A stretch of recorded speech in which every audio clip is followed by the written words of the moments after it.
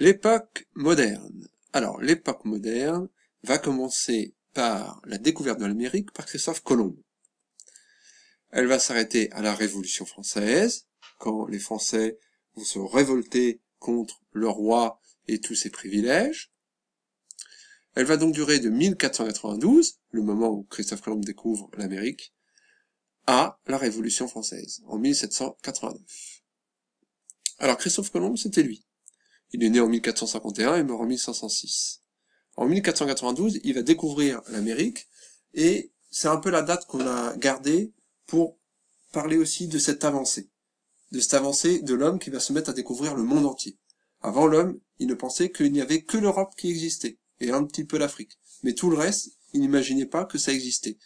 Christophe Colomb, ça va être le début de l'avancée de l'homme qui va commencer à réfléchir.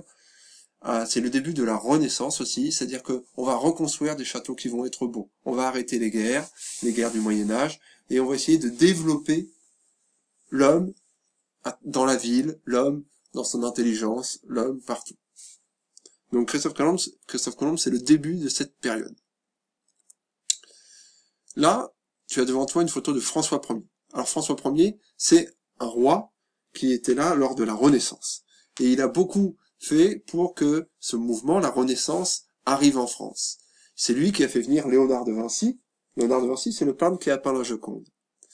Alors, je t'ai mis que entre 1530 et 1440, François Ier développe les arts et lettres, c'est la Renaissance. C'est-à-dire qu'on va, c'est ce que je te disais tout à l'heure, on va être amené, on va pousser les hommes à réfléchir et à découvrir de nouvelles choses.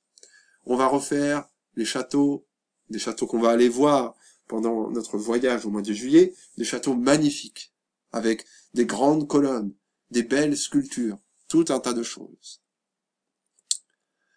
Ici, une photo d'Henri IV, un autre roi important, car Henri IV, en 1598, comme tu peux le voir, va signer l'édit de Nantes. L'édit de Nantes, on va dire, c'est une loi. Une loi pour qu'il n'y ait plus de guerre entre les religions. À cette époque, on avait d'un côté les catholiques, de l'autre côté les protestants, ces deux religions un petit peu différentes, qui n'arrêtaient pas de se battre. Mais se battre, il y avait beaucoup de morts. Et du coup, Henri IV, c'est lui qui va dire, on arrête, tout le monde a le droit d'avoir sa religion. Donc si ceux qui sont protestants, ils sont protestants, ceux qui sont catholiques, ils seront catholiques, et on peut vivre ensemble. Donc Henri IV, un personnage aussi important de l'époque moderne. Louis XIV. Alors Louis XIV, j'espère que tu en as déjà entendu parler. Donc il est né en 1638 et mort en 1715. Louis XIV, c'est le roi Soleil. C'est le roi qui va faire construire le château de Versailles. Alors il va le faire construire, même après sa mort, il va continuer à se construire, ce château, car il est énorme. Mais de 1643 à 1715, le château de Versailles, ça va être son projet le plus important. C'est un grand roi qui va gagner aussi des grandes guerres et qui va porter l'image de la France en Europe très haut. La France va être un pays très important sous Louis XIV, car c'est un roi très fort. Ici, Louis XVI, c'est-à-dire le petit-fils de Louis XIV, c'est-à-dire que Louis XIV a eu un fils qui s'appelait Louis XV, et Louis XV a eu un fils, c'est Louis XVI. Donc Louis XVI, son grand-père, c'était Louis XIV.